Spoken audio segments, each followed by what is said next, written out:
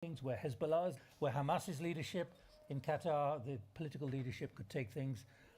I'm wanting to get as many ideas as possible, building on the kind of things you hear from the platform. We're not in any way preordaining what we're saying, and please don't think that this is about balance. It's about ideas. There are so many interested factions, some of which are represented here. So see it as I say, as a workshop with good intent, but it'll be imperfect. So see it, take the spirit very clearly from the kind of way in which we're doing it, which is to have this kind of room with 60 people in it, trying to get new ideas, both from within the region and from capital cities around Europe and of course the United States. So that's the spirit. Does anyone have any questions? Does anyone want to? Yeah, well, let's take reserved off if you'd like to. Yeah. Understood. And those who are lucky enough to have white badges, would you? Question over here. What? There's a question. Question over there. Yeah, my name is Guido Schmitz-Kummer. I've worked 6 years in war areas and was for NGOs in the war areas. And I think how we could maybe start, or can we start with the approach that I think the most important thing is to settle a conflict is... All right, well, we haven't started the discussion yet. No, it was a question. So we'll come to you. Well, is there a process question? Okay. Would you like to come in a little towards the center of the auditorium? Then we can pick you up on the camera, if that's all right. All right. There's a seat at the front, for example. What about white badges? I'm sorry. What about white badges? I was going to say, if you've got a white badge on, do you think you can take it off? It'd be helpful. And us too. If you could. You're lucky to have them. No. Enjoy it while you can. It entangles the microphone. Does anyone immediately want to bring my attention to the fact that you want to say something? Then I can get things moving. Or do you just want to wait for the discussion? I have to say that Yossi Vardi has to leave in about half an hour, Martin Sorrell as well. So understand that we're trying to be as flexible as possible to get as many ideas in. Right, we're doing well on time. I'm going to talk to that camera in a moment to get us going. That's a good idea. Can we just check the sound, please? Yossi, can you speak into your microphone? I speak into the microphone. Thank you, Yossi. Martin, Microphone. what have you got round your neck? I've got the reverse badge. Right, we are. You're worried about losing it, aren't you? It's just a better place to This is the clergyman badge he has. Can we just check that the microphone is working? Because your microphone is not up there. Your microphone's gone too far up. Hello. Is that okay for sound? Yes or no? Eric? Thanks, mine's working. Yes. Okay, that's fine. Hi, hello. Good, that's working as well. Right, It's getting confusing now. we're proposing to run this for about an hour and a half. Do you want? She wants to help straighten my tie, which is very kind. Do you have some? There we go. You always have someone who comes with you to straighten your tie. No, but Mona is a good friend and she always takes care of me, so we're good. Okay. Anyone else want their tie straightened? Mine or yours? Would you like me to straighten it, since Could we're you? doing favors? Okay. Couldn't afford the accommodation. All right, good. Anyone else got anything you want to ask? Good. See it in the spirit of openness as much as possible, even if you disagree with what people are saying. All right, let's go. Are we recording, guys, and ready to run? Right, we're going live in 15 seconds then.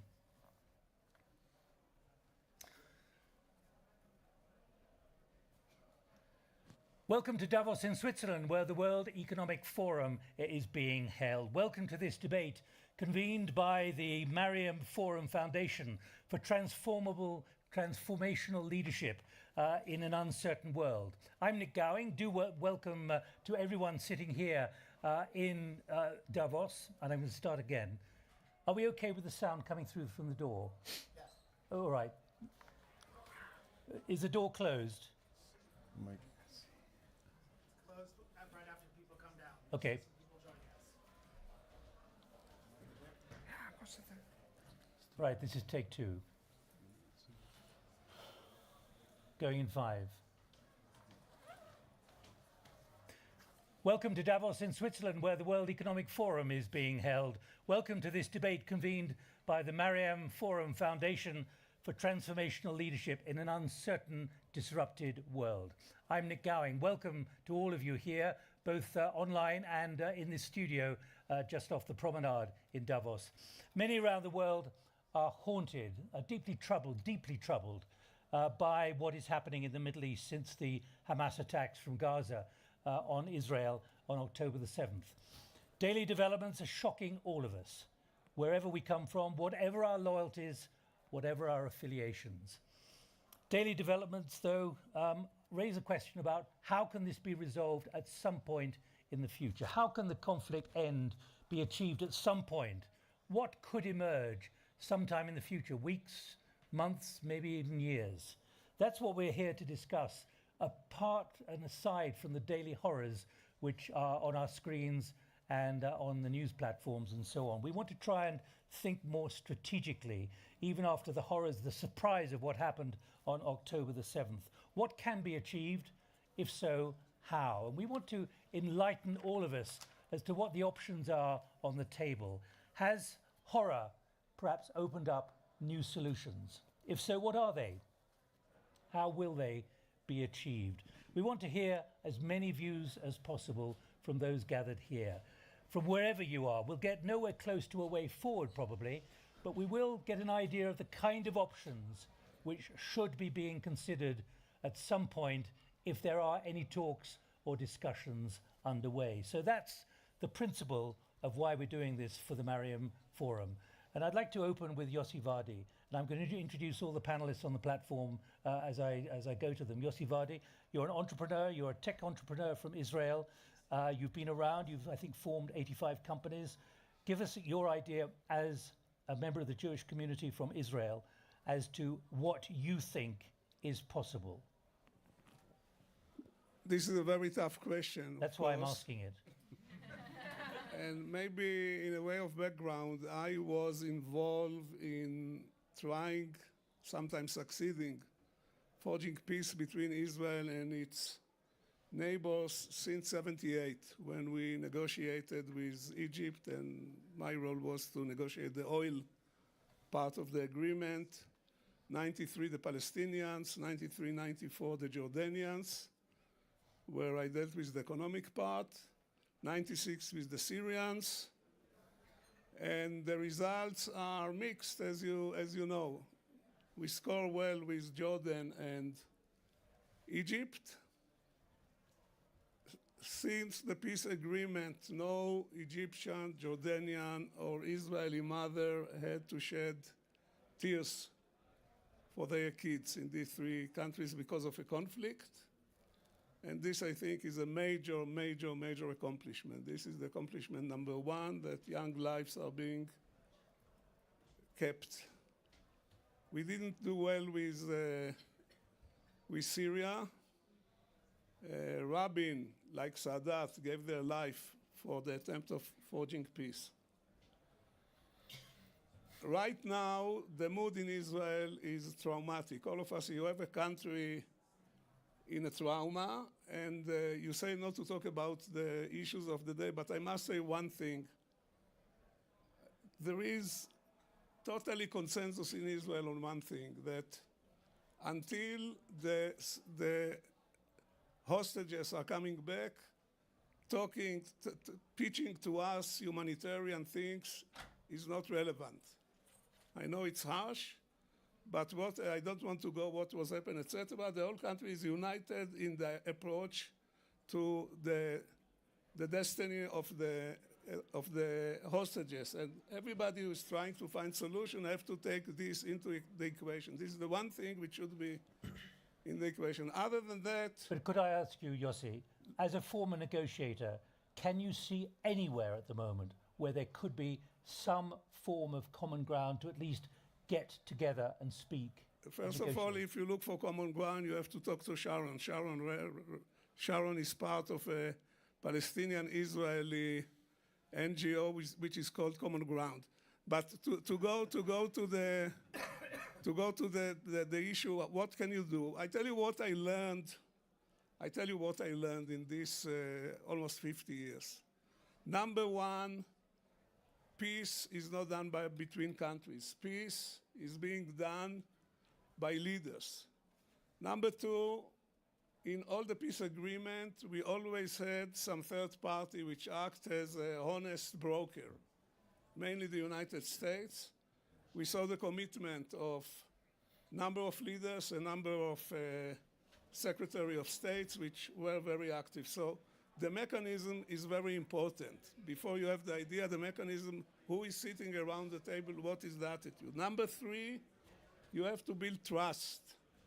You have to build trust, and in order to build trust, you have to get the people sit with each other. Now, building trust between Israel and the Hamas, I think this is, nobody even think it's a good idea after all the atrocities of the Hamas. So you ask me what are the prerequisites?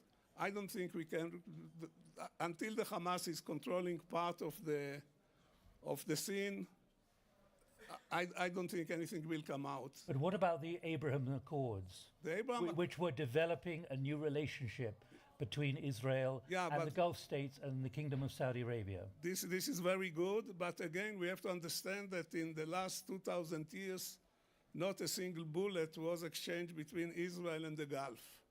So to do peace between Israel and the Gulf was easier than to do peace with Egypt, for instance, where we had the Yom Kippur War. The last point I want to make before I consume the time of everybody else is for the last year, I was very pessimistic. I'm still very pessimistic. There are a number of friends of mine here, and they know that I was always a very optimistic human being. This gun. But in the last few days, I thought about the following thing, that maybe psychologically, trauma is kind of forcing you to give away your former thinking and to try to think fresh. If you see what happened in Europe, 9 years after Germany fighting with Russia and the UK and conquering France, et cetera, with all the things which happened, they created the Council for Coal and Steel.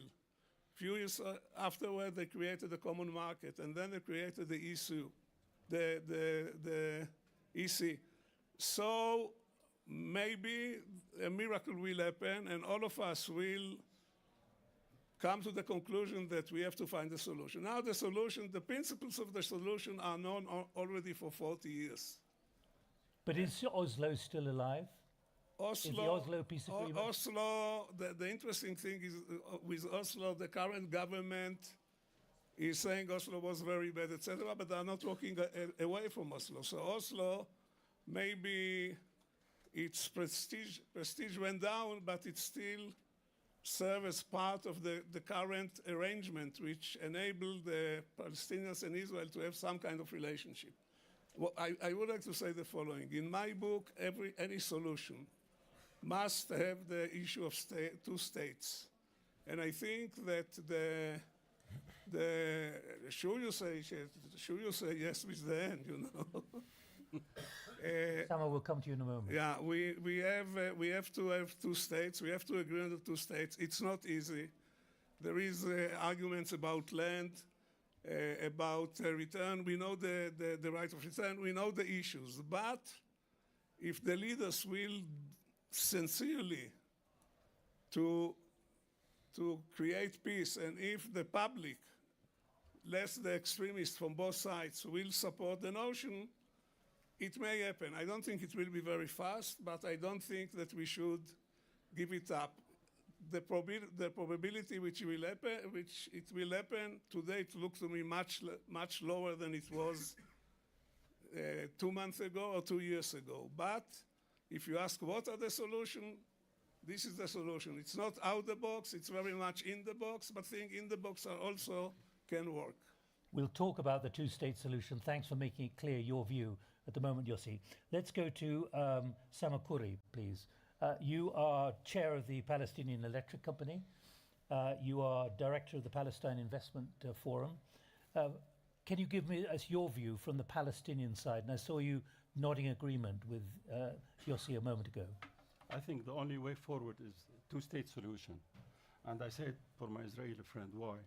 Because if you don't want to have a two-state solution, you'll have a one-state solution. One-state solution means Israel will not have a Jewish majority. And this is something I always tell my friends, that two-state solution is the only way forward.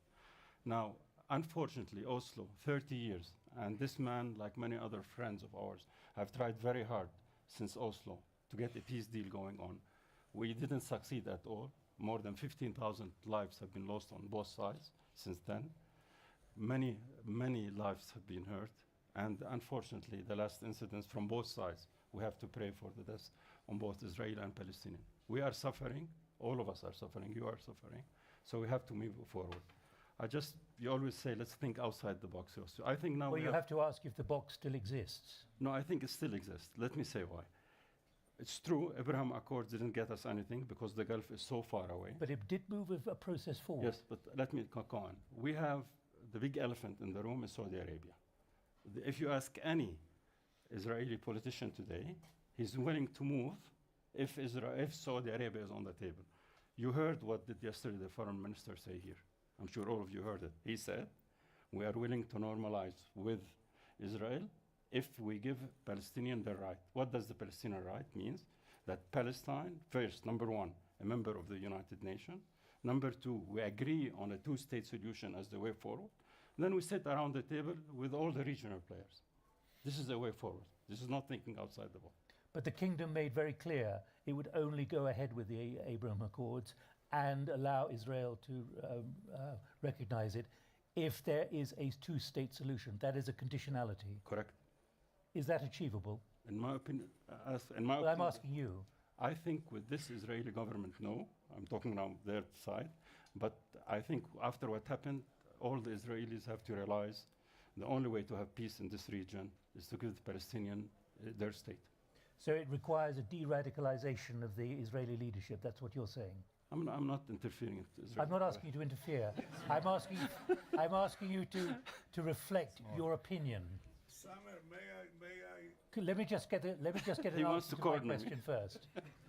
Okay, I think many of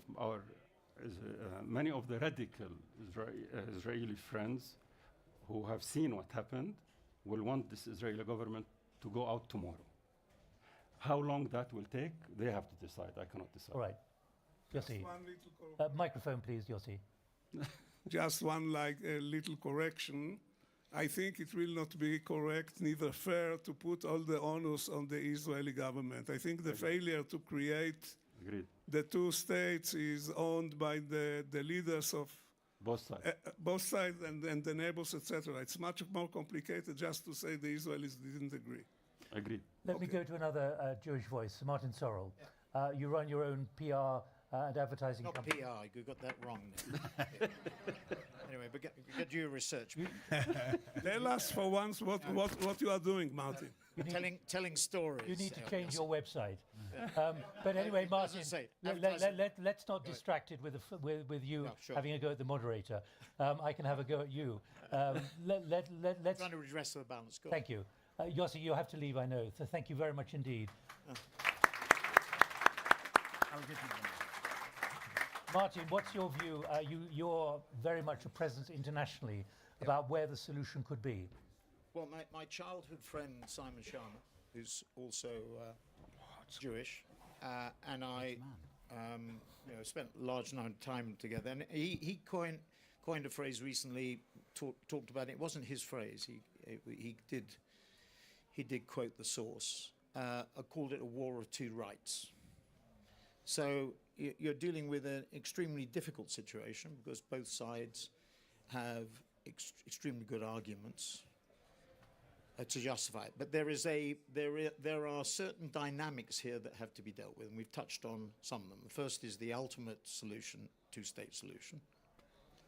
And that's where we have to get to. But there are certain sort of preconditions for this.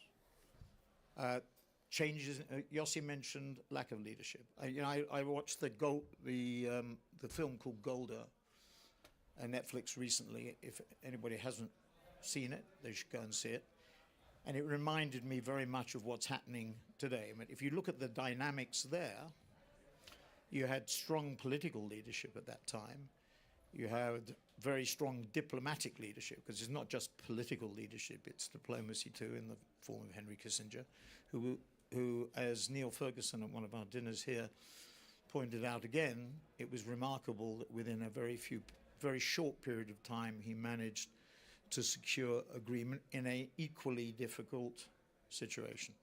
So there has to be political leadership and diplomatic leadership, and there have to be changes on both sides, on both the Israeli side with Netanyahu, and on the Palestinian side and the Hamas side. There has to be changes in leadership, and a more, as we were talking before, you used the phrase technocratic leadership in the case of Palestine, and maybe the Hamas leadership being located elsewhere. The one, I spent a lot of time with Yossi recently talking, and he is was in a very depressed state. I've never seen him. He raised the issue of what's been happening in the West Bank with the Orthodox Jews and the settlements, Haredi Jews on the West Bank, and we talked a lot about that. So there's the extremist side on the Israeli side too that has to be dealt with. But the one piece of good news over the last few weeks that I see is the position of Saudi Arabia. So this is another one of the dynamics here. The Arab communities, not just Saudi Arabia, but the other Arab communities, again, which we discussed, have to play a key role in negotiating this settlement. I mean, it's obviously there's a question about ceasefire, there's a question about hostage exchange. I don't know how many of the hostages are left, sadly. Huh? We don't know what the figure is. I don't know whether anybody has any information. So these are all these dynamics that have to be dealt with. I'm just going to add one further point. When I look at it sort of globally, what's been happening in Europe with emigration and immigration, I must say, from the point of view of the Jewish community, say in the UK, there is a very high level of concern. This is not just an Israeli problem. This is not just a Gaza problem. This is a global problem. You know, there are 2 billion Muslims on the planet. There are 16.3 million Jews. I don't want to be portentous about it, but I think that what we're witnessing in the Middle East, maybe I've been talking too much to Yossi, is the beginning of? Well, these shudders, these waves, are not just waves that wash on that particular shore or that particular part of the world. These are forces that are building outside the Middle East and elsewhere, and that really worries me. And we haven't begun to talk about Iran. There are so many factors. Well, there are 3 problems that we face globally. One is US-China, one is Russia-Ukraine, and the third is Iran. People used to laugh at me up till about, well, I can remember September, October, before October the 7th, the terrible events of October the 7th. They used to laugh when I named that as the third problem. But you're right. I mean, that's the issue, and there's a wide range of views about it. But this is a global issue. And the level of the reason I raise Iran, of course, is the level of control and instruction they want to give to Hezbollah and also to the Houthis, who've now opened a new front on the Red Sea, and who knows where this is going to develop. Well, I mean, the risk is that this conflict metastasizes in the Middle East. You know, from a PR point of view, Hamas is much better organized. I mean, it's one of the tropes has been that the media are controlled by the Jews. If that is the case, we're doing a dramatically bad job of controlling it. And Hamas, actually, really interestingly, if you go back and look at some of the information that's been propagated, Hamas has been planning this for 3 years. I would say 10, 15 years. I'm not talking about the attack. I'm talking about the public relations sort of infrastructure. It has been in existence. There's a very interesting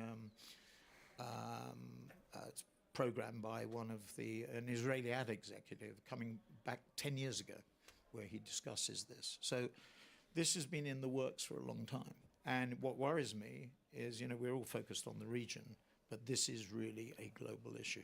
All right, let's leave it there. Let's get another view from, how can I put it the other side, from Kuwait, from Mohammed Al-Ghanim. Mohammed, you run a large company in Kuwait. What is your view of where we are, what the potential is for finding some kind of level of common ground and coexistence? And where's Sharon? I'll come to you in a moment, Sharon, after what Yossi said. But what's your view from Kuwait? Right. So thank you for your time. I think the important point here is to ensure, if we actually want to pick up on your invitation, which is to come up with ideas that could potentially be galvanized. Yes, please. We need to dissect what we're talking about right now. And what we've been doing, I think, with due respect, is we've been scratching the surface. There are two distinct layers that we need to really make sure that we are uncovering. The first is, on the one hand, the Israeli realpolitik, if you will, is really strongly traumatized by the events of October 7th. It still is. It's still trying to sort of galvanize itself and understand what exactly happened, how this happened, why the level of failure was allowed by the various security apparatuses in Israel to allow for this to happen. On the other hand, which is something we haven't discussed for a very long time here, is you have a path-dependent approach to the Palestinians who have been saying that for 75 years, we basically have not had our right to self-determination. We are not able to announce ourselves as a nation. And as a consequence, what other options do we have?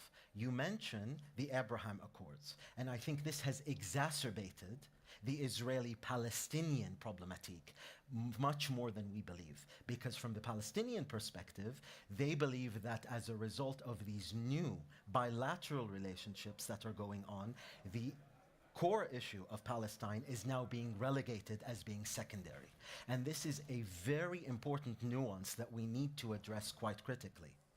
The element here, if we're talking about this conflict in general and what solutions do we have, if I'll start with Israel on the one hand, there's quite a dichotomy that we were discussing to begin with. On the first, if you ask many Israelis, potentially even the ones in the room, I'm quite confident, and you'll allow me to speak for some of you, that most of them will actually say, we do not support the Netanyahu government. But the same level of people will say, we support the war in Gaza because of what we saw. So there's quite a dichotomy in terms of trying to understand the real current ethos of the Israeli politics on the one hand. Bibi Netanyahu, I'll be far more undiplomatic if you'll allow me, has been since his inception opposed to the idea of a two-state solution. In 1993, Bibi Netanyahu wrote an article that was published in the New York Times entitled "Peace in Our Time" with a question mark, in which he obliterated the idea of an independent Palestinian state. This person is at the helm of the Israeli political reality as we speak of right now. This is very important. He has also created quite, I would imagine, what many Israelis would classify as probably one of the most far-right governments in the history of Israel. Imagine, Bibi Netanyahu has been in power for more years than Golda Meir, than Ben Gurion, than some of the key people that were really pillars to establishing the Israeli state.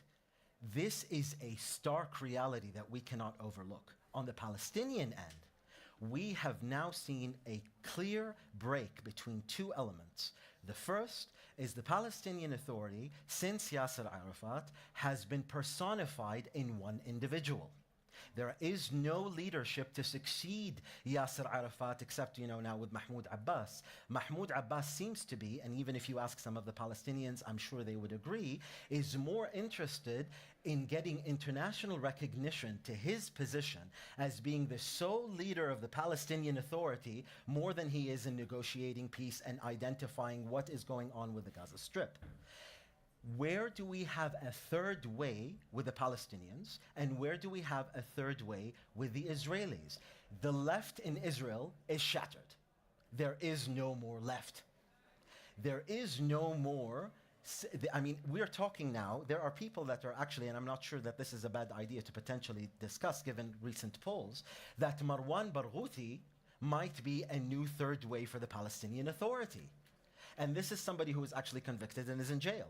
So the realities of leadership are not so easy for us to take into consideration. I'll conclude by saying this, if you don't mind. Then I'll need someone to help me with my microphone, is to say this.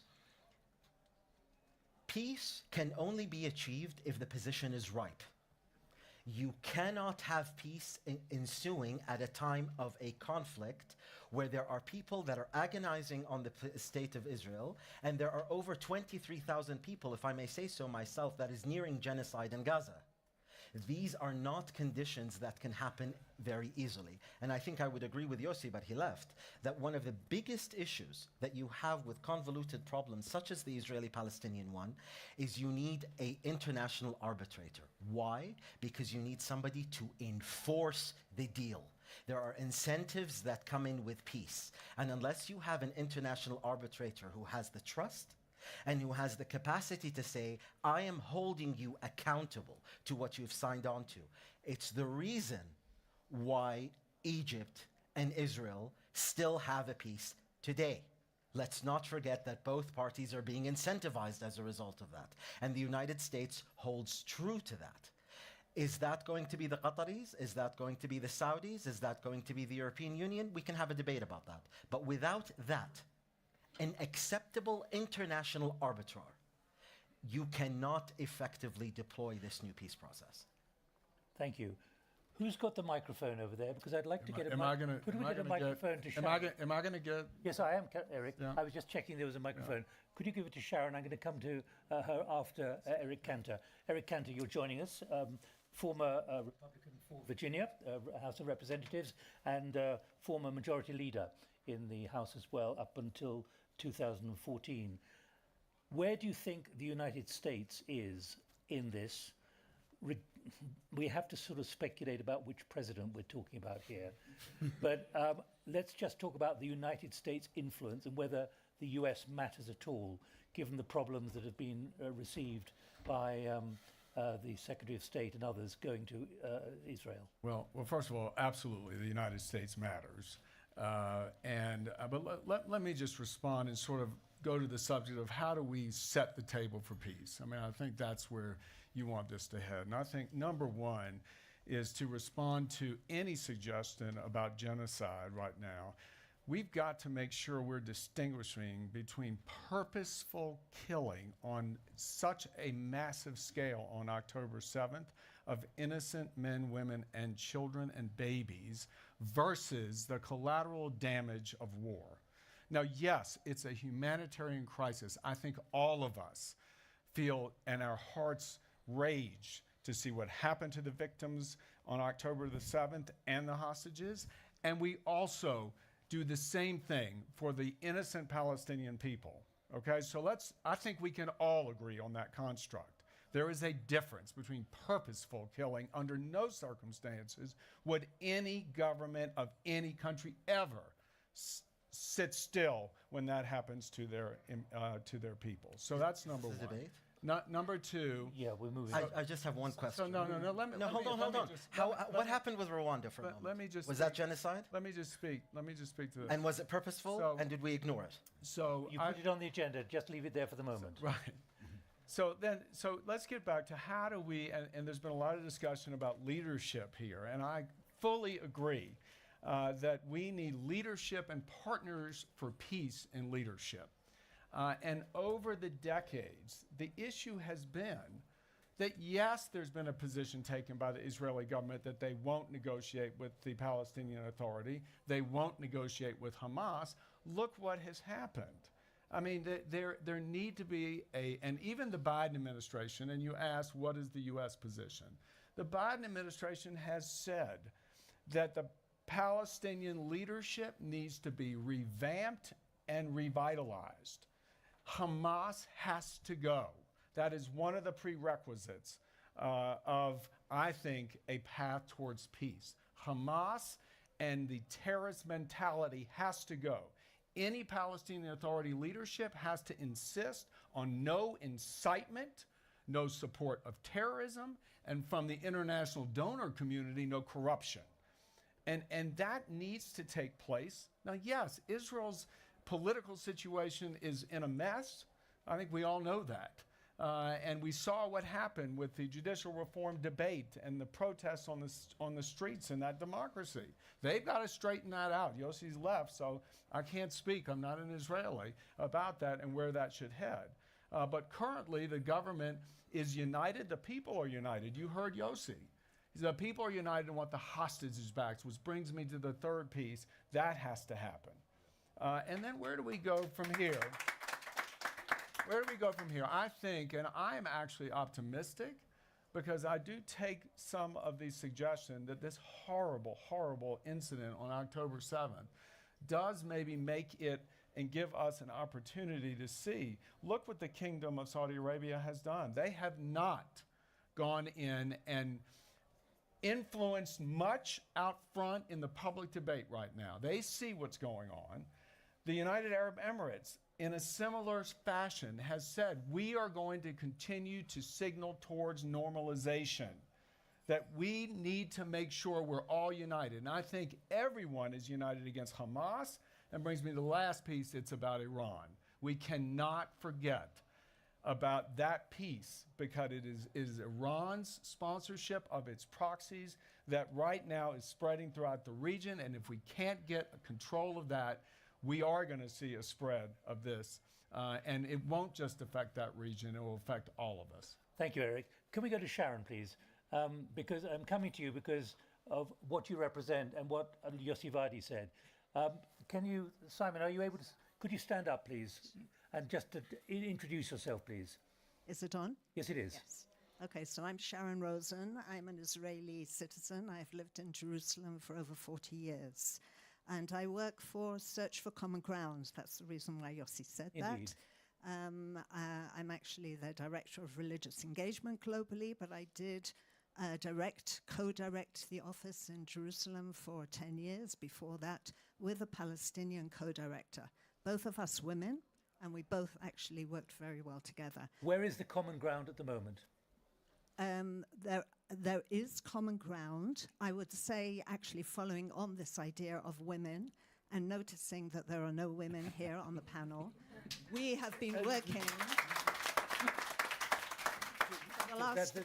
That's a fair criticism. We did invite several. They weren't able to come. Okay, forgive you. We focus on process. And I would say three things, actually. I would say that, first of all, I agree totally with Yossi that we are all traumatized, both Palestinians and the Israelis. And we have to bring in trauma healing first, I think, in order to help people to open their hearts a bit. I would also say that I agree with him and all of you that it has to come, the change will come from the leadership, but it can only come if the people are behind them. We know that in Oslo, it was a very exclusive process. There were no religious people there with very strong attachments to the West Bank. And because it was not an inclusive process, we had the spoilers coming in immediately and trying to stop it. So we have to have an inclusive process here. We have to bring in women. I've been working with religious leaders in Israel, Muslim and national religious, for the last 8 years.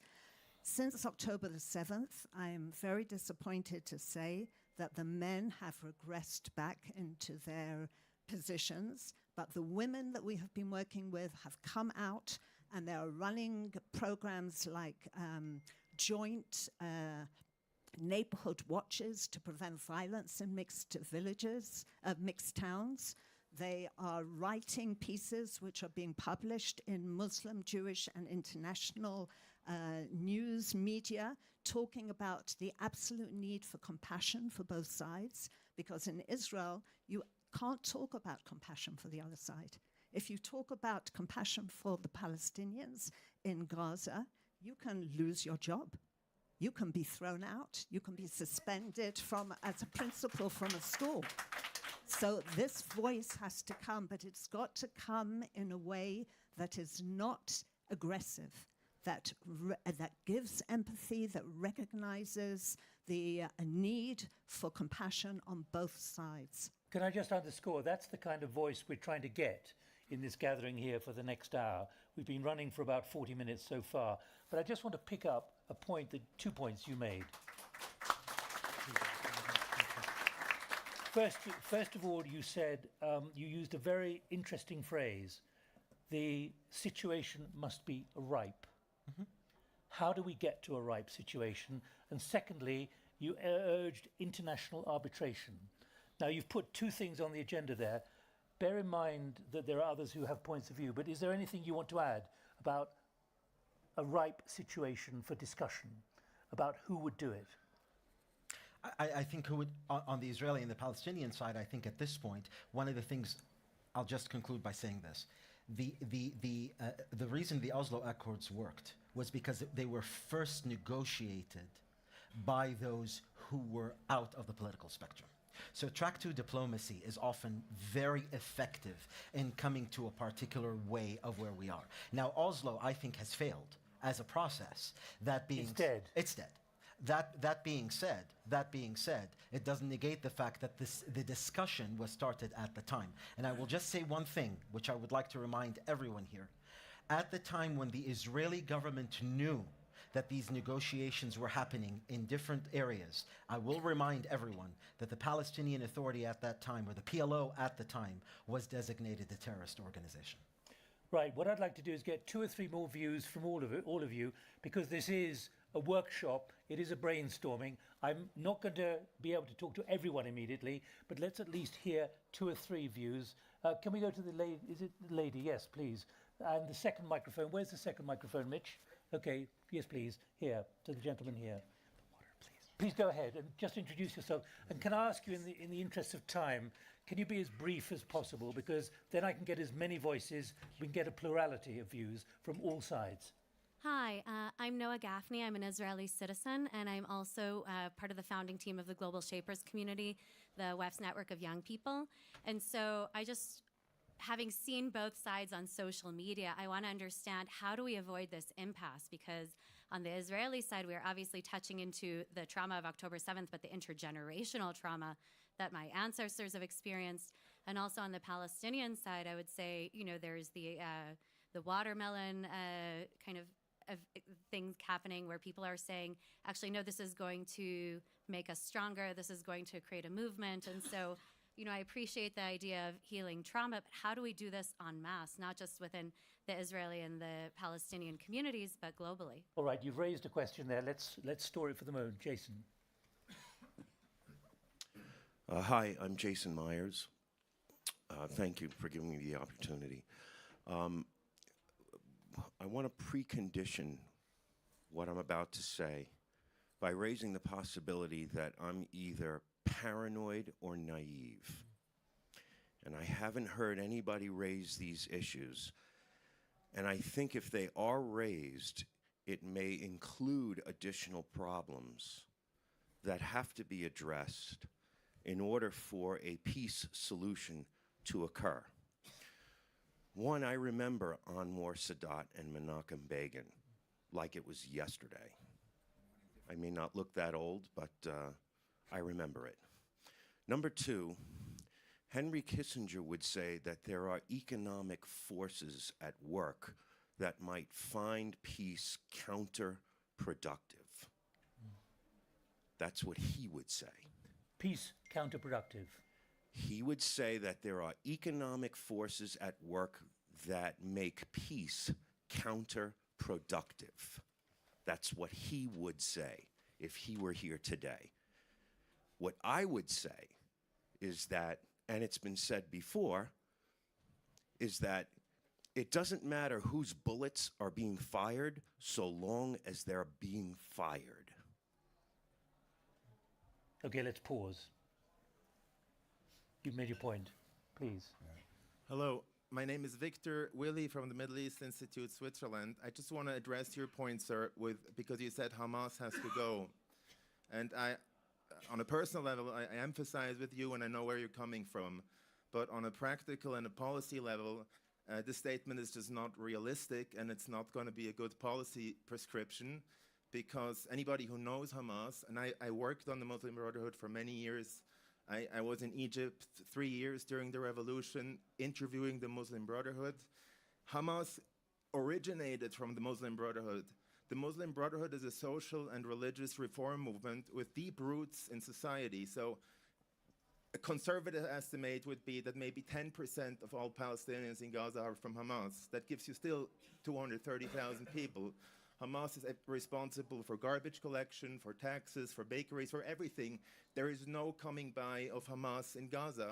So, we also have to differentiate between Hamas, the political wing, and Hamas, the military wing, the Al-Qassam brigades. So the point is... Yeah, just one more point. Ismail Haniyeh, Nasrallah, they were informed a few hours before that attack started that this was going to happen. So nobody knew about this. Haniyeh didn't know about it, according to multiple reports, even in credible journals. So we need to start differentiate, bring some sort of common sense into this. We need to focus on the Al-Qassam brigades, not Hamas broadly, because you can't get rid of them, you know. Otherwise, you have to exterminate 10% of... All right, okay, we've got the message. Anyone else want to come in, please? The gentleman at the back, please. And who's got the microphone here? I got it. Okay, thank you. Yes, please. Go ahead. My name is Charles Okochu. I'm actually based in the U.S., and I'm not Jewish. One question I did have was, no one here has mentioned Russia and its role in this conflict. And if you're going to solve this conflict, you do need Russian involvement to help solve the conflict. Thank you. I'd like to get some. All right, please here. Sorry, hi, I'm Sam from New Zealand, one of these countries that sits firmly in the middle. And I guess I have a question for all of you. Middle of what? Well, I don't have a side. I agree for both sides, as our country does. But I have a question for you all, which is that it starts with talking. You have to start talking. So who is the person whom you all trust to engage in that conversation? Who is the intermediary? Is there anyone? Is there anyone? Yeah. Very quickly, does anyone want to volunteer? Well, you see, and I worry about this. A name, anyway, not you. I worry about. I worry about this because, you know, anytime there's history has shown, like for instance, back I think it was 2006, when the international community got together, and you mentioned you need an arbiter. The United Nations came down, passed, I think it was Resolution 1706, and this had to do with Lebanon, and this had to do with Hezbollah, and this had to do with the fact that. The desire was, from the international community standpoint, didn't want Hezbollah to arm up again and be a threat to Israel. And they were supposed to stay north of the Litani River. Well, look where that went. I mean, so again, I think it goes back to your point. Yes, you need to find the proper forum that we could see a way forward for discussion. But like you say, it needs to be ripe. Mm-hmm. If we do this too soon, if we force that, whoever we is, you may end up in a worse situation. So I just hesitate to say, well, let's go pick the arbiter, and that will be that. So. I'm tempted to say, just to add to the discussion, you don't necessarily eat ripe food. Correct. Fruit. You actually buy the fruit and then watch it ripen. That's true. No, I'm serious about this. In other words, how do you identify a process which could lead to a ripening, which could lead to the kind of thing you put on the agenda? Release the hostages. That's what you do. Sure. That's okay. 100%. How about we understand? Sorry, ma'am. I'd just like to interrupt for a second. Two things that I'd like to make, because Jason, is it? Okay, I'll address Jason's point in just a second. I think one of the most important elements that we haven't discussed right now is we need to understand that there is also a continued occupation that is going on, and the level to which it exacerbates this conflict is insurmountable. So this is absolutely important. No, hold on, just where's the occupation? In Gaza? Hold on. Eric. Hold on. Just give me one moment, and I'll explain. So what happened in Gaza was the following. The Israeli Realpolitik, from a short history, takes into consideration, Eric, that we unilaterally withdrew from Gaza in 2005. We've actually had a discussion. I'd like you to also call on someone if you don't mind. With the question of, we withdrew from southern Lebanon. What did we get in return? And that is a significant question in terms of how essential the security paradigm is, right? But here's the point. When Sharon took the decision to unilaterally withdraw from Gaza, the Palestinian Authority was screaming, do not do it in such a vacuum. It is going to create havoc that you will come to regret. It is so unfortunate that we sit in a forum where we are regretting that decision today. All right, thank you. One last point, because I'd like. Do you want to get more? But Jason. My point needs to be answered. Yeah, I think Jason, have you heard the adage? Money makes war. Yes. So I think war profiteering, particularly with this conflict, is not financial. There's a lot of people on both sides that are profiting from the status quo, whether it's the Palestinians, whether it's the Israelis, whether it's both inside. But I think what I would hope is people like yourself, who obviously are hurting, and like us, who are obviously also hurting, will use this opportunity to say, not in our name as well. There is somebody in there. Can I push you to call? One over here. Who is it? Ronit Avni, if you don't mind. She's sitting right over there. And Has she got the microphone at the moment? I don't know. This gentleman here. Has he? Oh, just one moment, please. I knew this would happen. A lot of people want to speak. It's great. But can we just recognize we've got an hour to run, and therefore a lot of this is going to actually be coming forward from you. So just be patient, please. Can we go in the same way that I went to Sharon earlier? The lady there, please. Thank you so much. I appreciate the opportunity. It's nice to see some old and familiar faces on this issue. I ran a human rights and media organization out of Sheikh Jarrah in East Jerusalem, working on Palestinian human rights and Israeli human rights issues. I think there are a few things that we have to take into consideration. When we talk about waiting for the moment to be ripe, the trends demographically, especially in the Israeli public, I've looked at the trends towards democracy over the last 30 years have been dramatically declining. So the longer we wait demographically in Israel, it's actually moving away from the idea of democracy. So that's number one. Number two, historically, whenever any entity in this region tries to bomb their way to a better political solution, what they get afterwards is worse. And so I want to be very clear, unfortunately, and I'll bore you with examples on that we have to be very careful. I agree with the gentleman who talked about the fact that it would be the equivalent in American terms. I'm not making equivalencies, but the idea that one side could bomb the Republicans out of, or the MAGA Republicans out of America, it doesn't work. And so we have something much more profound that needs to be dealt with, and killing people and all of the civilians that get killed along the way. Release the hostages. Of course. Eric, we've got that message now. Yeah. All right. So that's the second piece.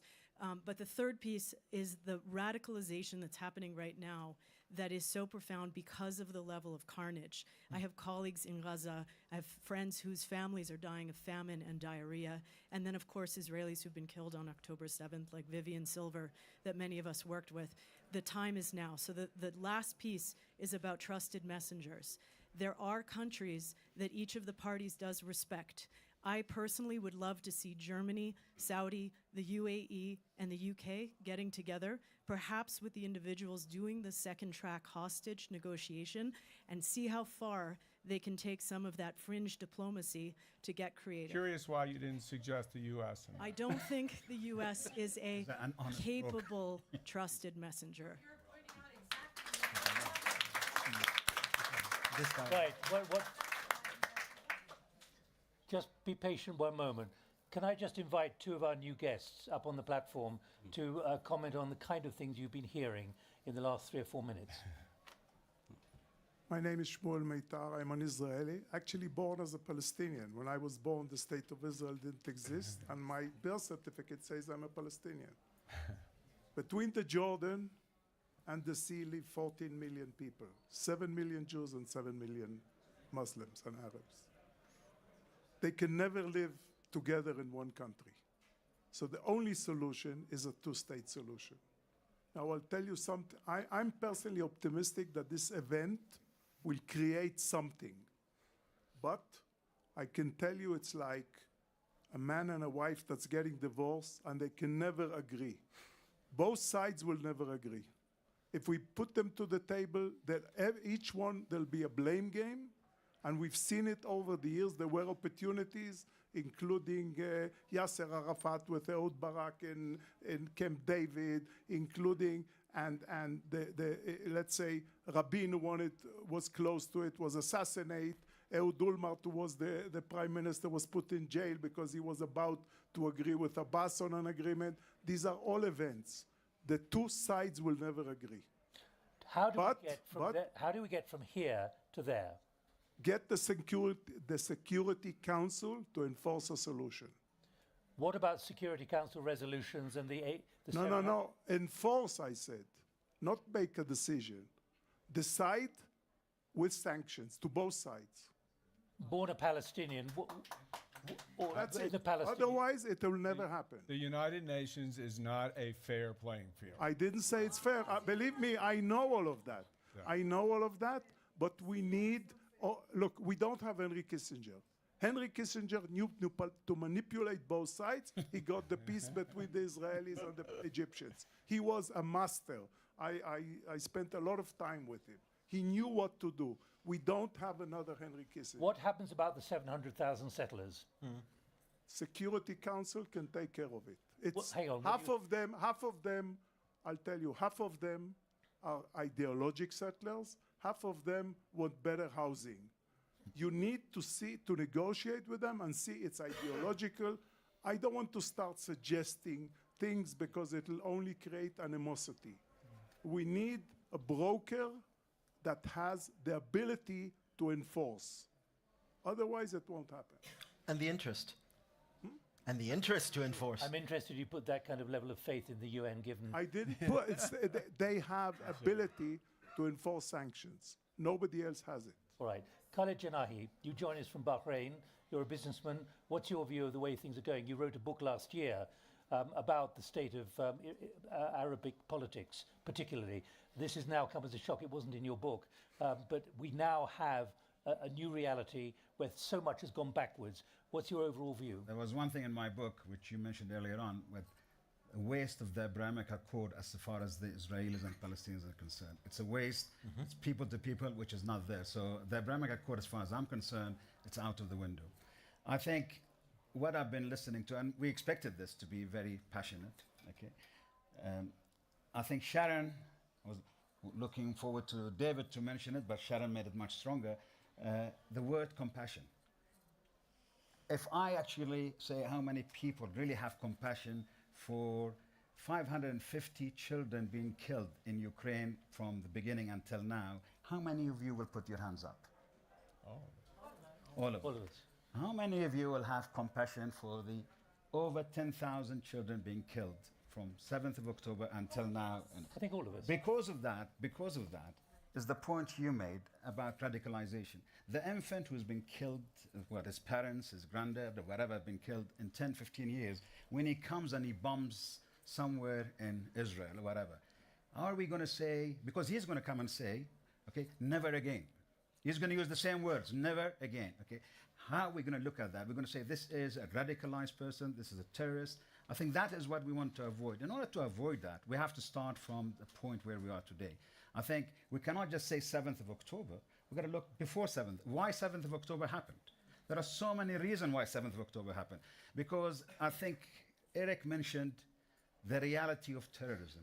But there is something else which arrogance and power avoids the American thinking process and the Israeli thinking process, which is basically the occupation reality. Because if you live in, as a Palestinian, which I'm not, I've been to those places, and to live as one who basically has to travel from A to B, the issue that he has to go through, okay, the lack of dignity which goes away from him, okay, because this young, and I'm not saying this poor guy, the young IDF guy, is doing it because he's been told to do it, to really look down at this person, the way to deal with it. That is where these things, we don't talk about it, okay, and I think we should bring it in. So the issue of who is an honest, and I think I liked what you raised, okay, by not bringing US. I think US has lost it. Because when I look at Admiral Kirby, okay, 14 months ago, coming on TV, crying because, and calling it, okay, genocidal mission of Putin against the Ukrainians, and then he coming 2 weeks ago on TV saying, this is 10,000. But again, it's my point originally that there is a real difference between purposeful killing of babies, women, men, children on October 7th and the collateral damage that is occurring at war. This is not collateral damage. Yeah. This is not collateral damage. Hold on.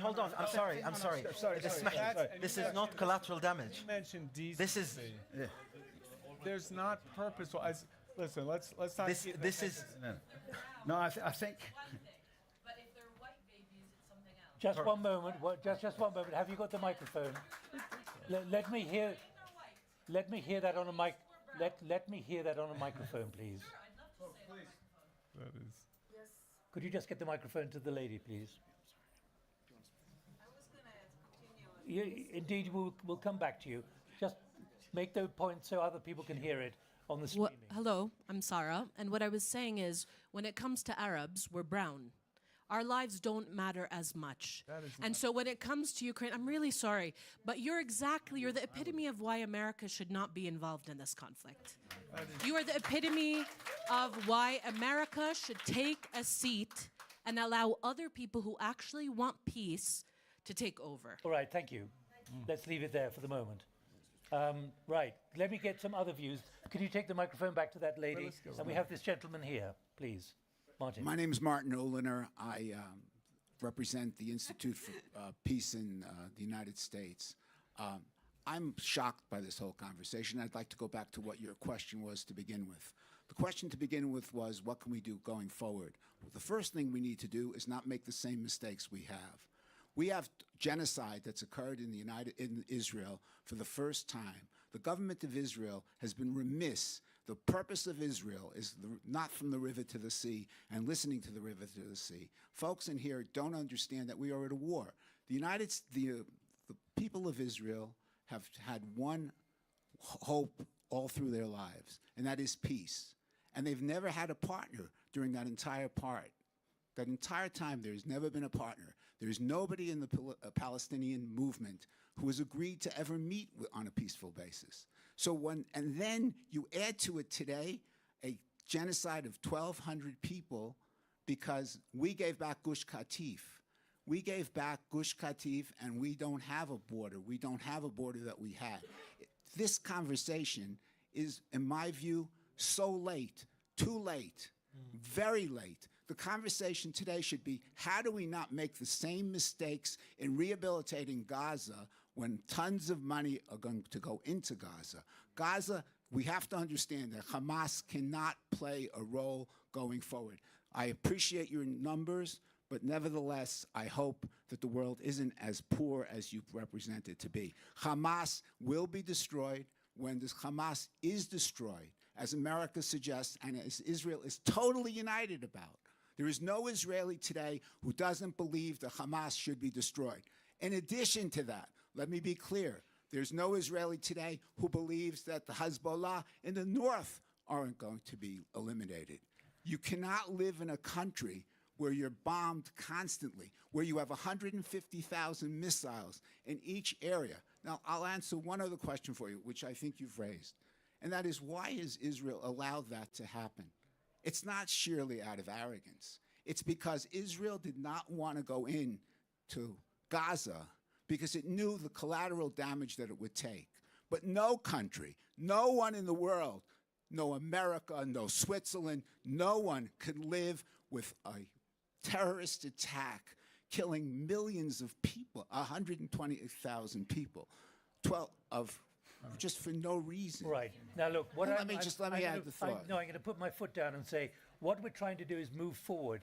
We're trying to look at the Rubik's Cube and say, how do we begin to get some Not of make these the sides? same mistakes. Exactly. So you've made your point. Let me go to the lady who does have the microphone, and I'm not going to take it away from you this time. Yeah, hi. My name is Laura. I just wanted to say that we should all be deeply ashamed that we are still not in a peaceful situation. My father was born in Jaffa in 1943, and he came to Switzerland when he was 18. He built his life here.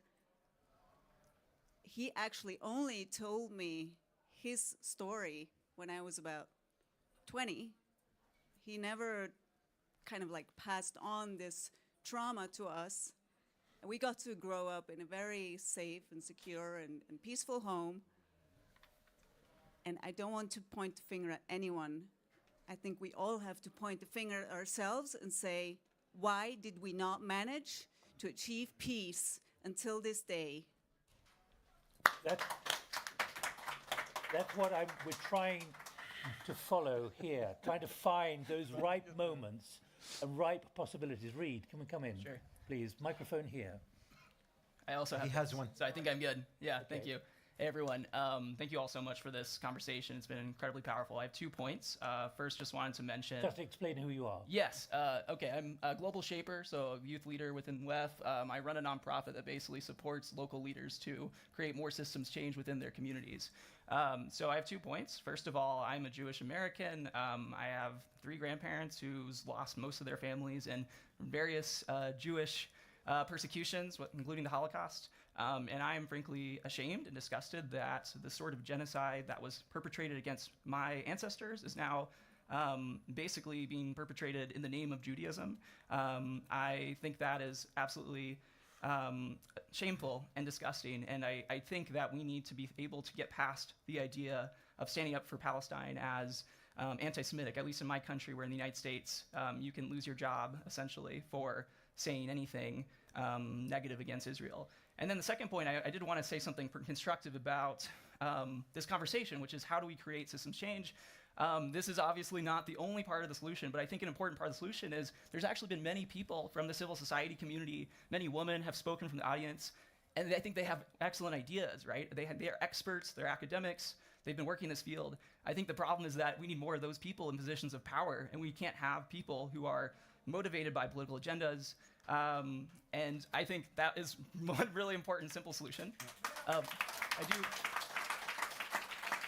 I do want to say, perhaps one more point or maybe question for the panelists is, I mean, you all are business leaders. I think you're probably told you aren't supposed to be reactive, you're supposed to be proactive as much as possible. Yet it feels like the Israel-Palestine conflict, every single time there's some sort of conflict, some new massacre, it's about how do we react to this particular thing. And I'm wondering, how do we get more proactive? Again, my idea is very much around how do we start providing education, peace-building support, how do we start changing mindsets and skills and giving more empowerment to people within Gaza.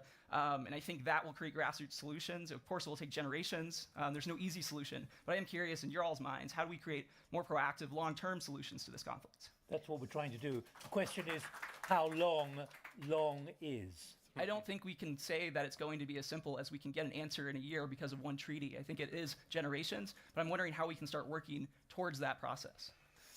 Right. Can I ask you to move around, because then you be in some light. I'll come to you in a moment. Who's got the microphone over here? Sorry. Who's got a microphone? Could you move the microphone to the lady in the second row, there, please? Hello. So my name is Malak. I'm a young global leader with the WEF, and I'm a business person, but here I Where are you from? Jordan. I'm Jordanian Iraqi.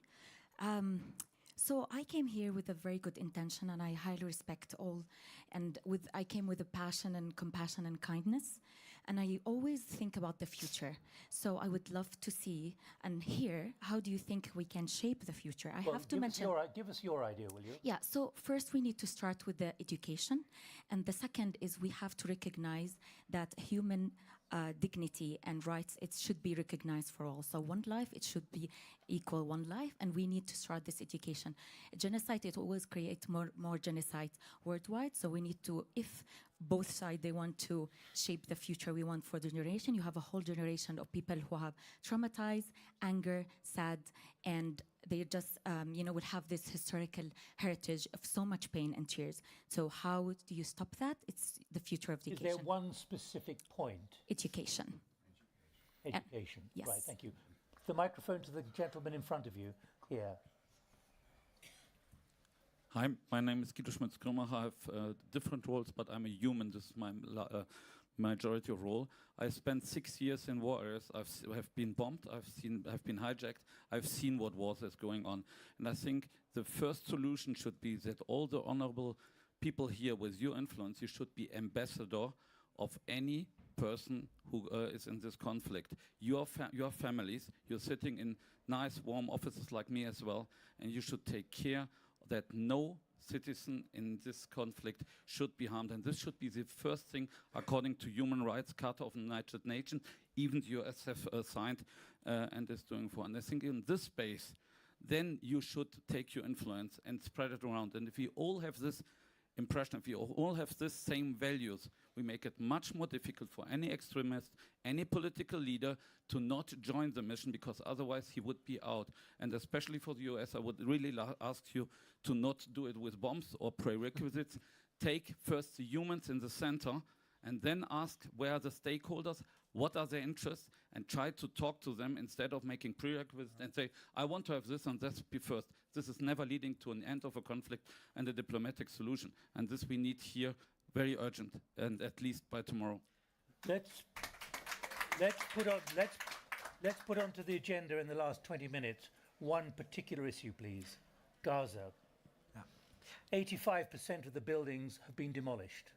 There are 2.3 million people technically, apart from those who've been killed and who are homeless, who simply have nowhere to go. That's what the UN says very clearly. And I'm putting this on the agenda now because even though it's going to be happening day after day, and it's probably happening at the moment, it's the language we've heard from Jerusalem, which is that they want people in Gaza to make a voluntary move to other locations. The Israeli plan is to thin the population of Gaza. You can see where this is going, the potential for the population of Gaza to be somehow shifted into the Sinai Desert, but the Egyptians have said no way at the moment. I say this because I put to you that this is an enormous potential obstacle for any kind of convergence of will towards finding some kind of new agreement, whether it be weeks or months from now. Who has clear ideas about this? That's not the position of the government. That's the position of the extremists in the government. Yes. So, don't, you just quoted the government, and I beg you. I quoted a minister from the government. One minister out of 32. That's exactly what you're quoting. And there's the extremists, and we are hostage. We as Israelis are hostage of this situation. In addition, it's not the position of the government. There's a direction of travel, though. But can we just talk about Gaza for the moment? Only Gaza. Hold on. I'm so sorry, but there's been a lot that's been said. I need just 1 minute, with your permission and those of my colleagues. May I have your name, please? Martin. I'd like to give you a story. Would you mind to hear it? I'm a Kuwaiti. When I was 8 years old, Iraq invaded my country for reasons I did not understand. There were women who were slaughtered right in front of me. I lived trauma for many years of my life.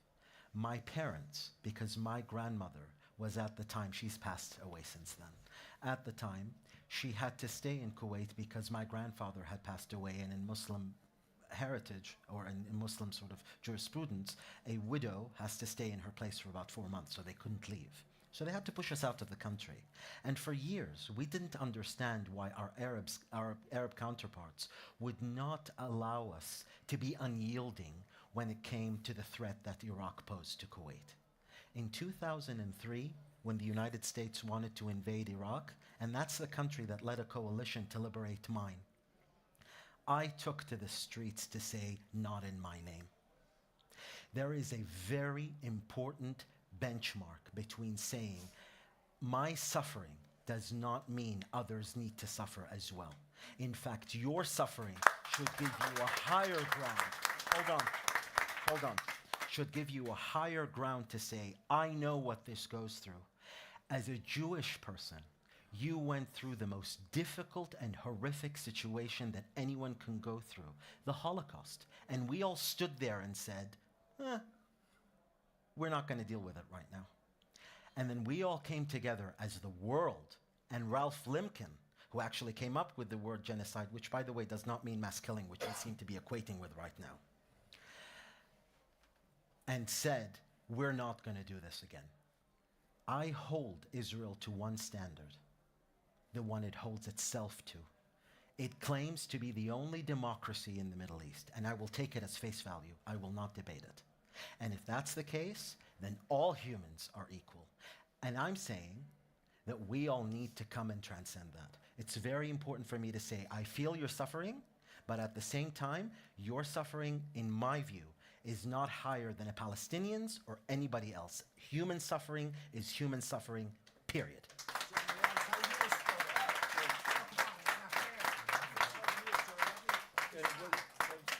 Martin, please. I was born in a DP camp. My parents survived the Holocaust. I lost family in the Holocaust. Do you understand what that means? You do, because you went through something similar. So let me explain it to you this way. Let me finish. Go ahead. Go ahead. Simply put, I went through the Holocaust. My parents had dreams all the time. Are you yourself a survivor? No, I'm sorry. I was born in a DP camp. Okay. To give you analysis. Understood. A displaced person's camp. Yeah. Now, we created Israel, perhaps as a result of that. We lived the dream of 2,000 years of going back to Israel for the first time. And we were in Israel. And when people chant from the river to the sea, and when people have no place for Israel on the map, what do you think should happen? Do you think that that is appropriate? Do you think that it's fair? Let me finish. No, I don't. Hold on. You're putting words in my... No, don't do that. I'm not saying that. I'm saying your right to a nation is equal, in my view, to a Palestinian's right to a nation. Your right to a nation does not mean that they should not have their own. Let's be clear. Whether you're talking to the Saudis, whether you're talking to the Bahrainis, whether you're talking to the Kuwaitis or anybody else that's coming in the Middle East, long gone are the days where we're saying there is no long Israel. Hold on. Hold on. This is very important. If we're going to have a debate about an existential zero-sum solution, there's no common ground to speak. This is critical. There is no one, I don't think anyone here, I can speak confidently for everyone here, that's saying that that there is no right to Israel to exist. Everyone is saying Hold on. Have you seen the demonstrations? Hold on. What they're saying is the following. What they're saying is we don't agree that what is going on with Gaza is acceptable. What we believe is, hold on. Listen. Wait a minute. Now look, I'm going to... Okay, we're going to stop here. But I think... I'm... This is not something for the future. This is correct. All right, Thank you. Right. No, it is for the future. Because we cannot make the same mistakes we've made heard before. Both sides. Nick, can I make a comment? Please, the panelists should comment on this, not an interference. Nick, I think this guy somebody's... Indeed. We hear them. I'm just telling you that we have about 20 minutes to run, and I want to put other issues on the agenda in addition to what we've just been hearing. You want to come in? Yes, I'm Anand Singh. I'm a filmmaker from South Africa. This conversation brings me back to when we were ready for anarchy in South Africa, ready to go and fight and have a total disaster. And which years are you talking about? So I'm talking about the early 80s, early to mid 80s. And when Nelson Mandela came out of prison and he put everybody together, and they didn't want to, the ANC didn't want to negotiate. And he said, you cannot let them live in fear or hate us or us hate them as much as they hated us. And he said, we've got to forgive and bring together people, and that's how we achieved our peaceful democracy. And I think the whole agenda of whatever is going on here, and you interviewed Mandela, so you know how that played out. I'm going to have to tell you, we've got 4 minutes left. I've just been given a bit of paper. So sorry. what I'd like to do is ask the panelists about particularly, and literally in 45 seconds each, literally what the way ahead is for Gaza with the incredible humanitarian catastrophe that's unfolding there. How can that be managed as part of a process to create stability at some point? I'll start. Number one, let Qatar and Egypt release the prisoners versus prisoners, number one. That doesn't provide homes. I'm coming number two. Number two, have a new PA government from technocrat in charge of Gaza. Number three, work with the international community and the United States to get quickly all the humanitarian aid into Gaza. Eric? I actually agree that number one, we've got to, we've got to make sure that we release the hostages. That number two, we've got to make sure there's adequate humanitarian aid for the innocent Palestinians that are suffering under this, for sure. I don't think anyone disagrees with that. And I think, again, just as the Biden administration, if any of you know my background, I'm not on that side of the political aisle, but I support its statement that we need to see a revamped and revitalized Palestinian leadership that does not condone terrorism, that does not incite violence, and is not corrupt. So I think we've got a lot of agreement here.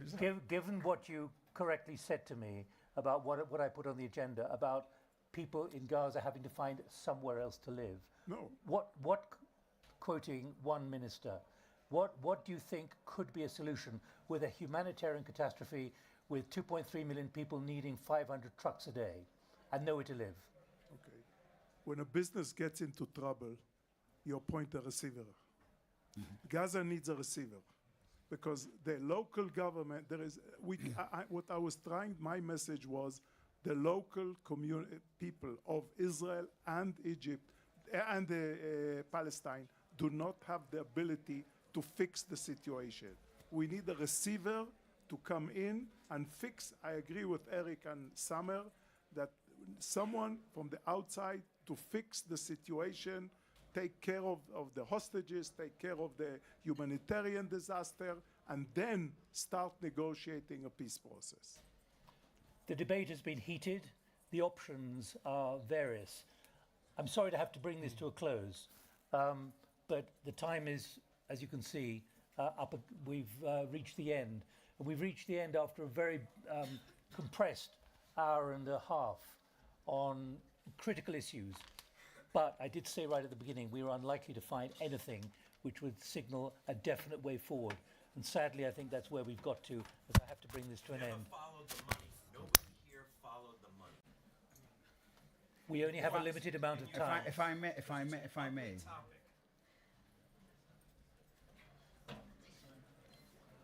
I think it's a good question, but I think let me just, since we have the 45 seconds each, because we've not taken it, let me take my 45 seconds. I mean, I'm not a Palestinian, I'm not an Israeli. I think it's in the hands of the Palestinians, it's in the hands of Israelis. And I think when I say in the hands of Israelis and Palestinians, and I'm talking to my Israeli friends and Jewish friends, keep your main client out of it, which is the United States. Because we're not going to get together into a real peace situation if we're going to bring the player, which is basically allowing the arrogance of occupation to carry on. Because I've seen the occupation in this place, and it's a tough occupation to be in. So you need that out, and I think the Palestinians and the Israelis will see the path, because one-state solution is not going to work, although in reality, that's the solution in hand, but that's not going to give the Jewish state that everybody wants. So it's got to be two-state solution. Two-state solution is not the jerky work done by the deal of the century, madness. It's got to be a real deal which keeps the dignity and integrity of the Palestinians in hand along with the Israelis. So I think that is what we've got to work on. But as the point you said, day one starts. I agree.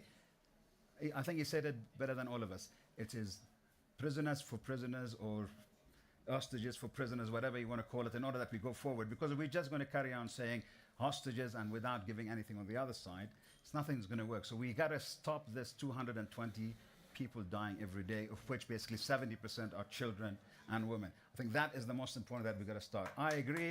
The